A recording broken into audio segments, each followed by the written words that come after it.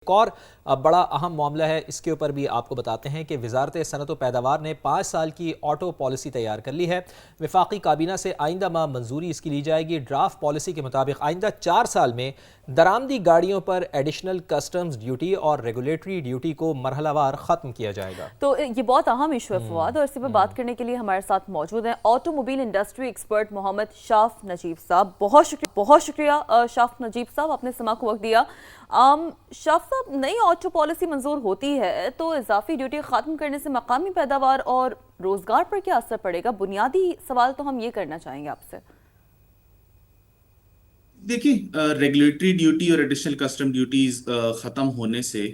پاکستان کی جو auto industry ہے اس پہ دو طرح سے اثر پڑے گا۔ ایک تو یہ ہے کہ جو سی کے ڈی کٹس منگوا کے پاکستان میں مقامی طور پہ گاڑیاں بنائی جاتی ہیں، اگر تو یہ سی کے ڈی کٹس پہ بھی اس میں کمی لائی جاتی ہے تو اس سے گاڑیوں کی جو کاسٹ آف پروڈکشن ہے لوکل انڈسٹری میں، اس میں بھی کمی آئے گی، جس کی وجہ سے پیداوار بھی بڑھ سکتی ہے، ڈیمانڈ بھی بڑھ سکتی ہے۔ لیکن اس کا ایک بہت بڑا اثر یہ پڑے گا کہ اگر جو بنی بنائی گاڑیاں جن کو ہم سی بی او امپورٹس کہتے ہیں، ان پہ بھی جب یہ ڈیوٹی کم ہوگی تو ہو سکتا ہے کہ بہت سارے لوگ جو ہیں وہ ان کے لیے یہ سی بی او گاڑیاں بھی زیادہ افورڈیبل ہو جائیں، تو اس سے جو پاکستان کی مقامی پیداوار ہے گاڑیوں کی، اس میں کو ایک کمپٹیشن بھی ملے گا۔ اگر مقامی انڈسٹری جو ہے وہ اس مزید نئے کمپٹیشن کے ساتھ ایڈجسٹ نہیں کر سکتی، تو جہاں لوگوں کو شاید امپورٹ ہوئی ہوئی گاڑیوں کی وجہ سے سستی اور مزید گاڑیاں تو مل جائیں، لیکن انڈسٹری جو ہے اس کے لیے نئے چیلنجز کا اس کو سامنا شاف کرنا صاحب، پڑ سکتا ہے۔ یہ بھی فرمائیے گا کہ درآمد شدہ گاڑیوں پر ڈیوٹیز کم کرنے اور 2030 تک ٹیرف تخفیف سے درآمدی نظام کیسے شفاف اور مسابقتی بنے گا، اور کیا معیشت کو کوئی فائدہ ہو سکتا ہے اس سے، مسابقت سے؟ دیکھیں، اس کو ہم دو تین تناظر میں دیکھیں گے۔ سب سے پہلے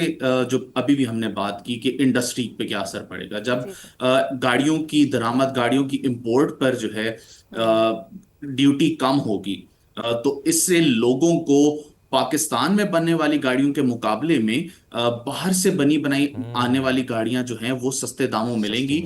اس سے یہ ہوگا کہ جو لوکل انڈسٹری ہے اس کو کمپٹیشن ملے گا، خاص طور پہ جو چھوٹی گاڑیاں ہیں اس کے سیگمنٹ میں، کیونکہ چھوٹی گاڑیوں میں پاکستان میں ابھی بھی آپشنز بہت لمیٹڈ ہیں۔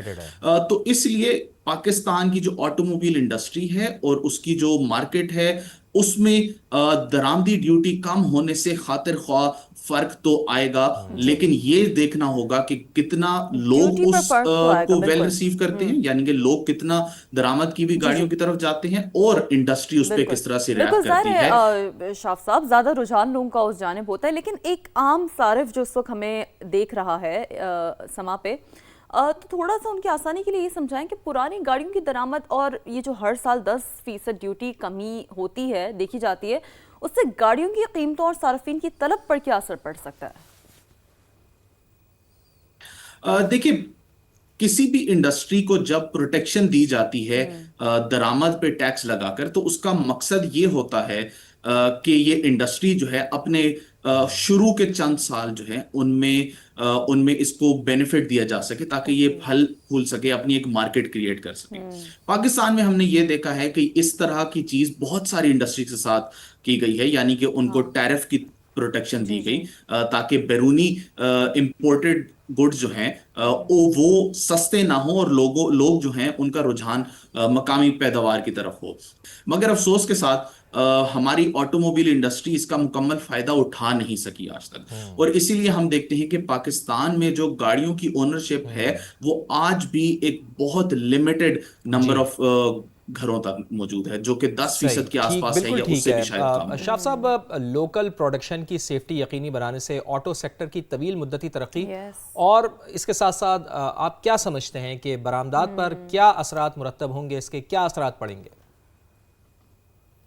دیکھیں، 2021 میں ایک گلوبل سٹینڈرڈ ہے WP29، جس کے تحت گاڑیوں کے مختلف معیارات جو ہیں سیفٹی اینڈ سیکیورٹی کے، ان کا تعین کیا جاتا ہے۔ اس کے 150 سے زائد مختلف معیار ہیں۔ 2020 میں پاکستان اس کا جو ہے وہ پارٹ بنا۔ 2021 میں جو پالیسی آئی، پاکستان نے اس پالیسی میں یہ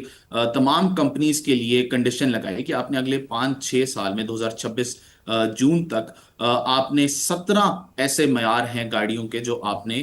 پاکستان میں بننے والی گاڑیوں کے لیے مسٹ قرار دیے گئے. ان کو آہستہ آہستہ مزید بڑھانا چاہیے, بہتر کرنا چاہیے. کیونکہ پاکستان میں جو لوکل بننے والی گاڑی ہے وہ بھی پاکستانی کنزیومر کو جو ملے وہ ان گلوبل سٹینڈرڈز پہ پورا اترتی ہو. ٹھیک ہے. آٹو موبائل انڈسٹری ایکسپرٹ محمد شاف نجیب صاحب, چونکہ بات آپ سے بڑی زبردست ہو رہی ہے اور بڑا ہمیں سیکھنے کو بھی مل رہا ہے, بہت اہم انسائٹس بھی آپ دے رہے ہیں.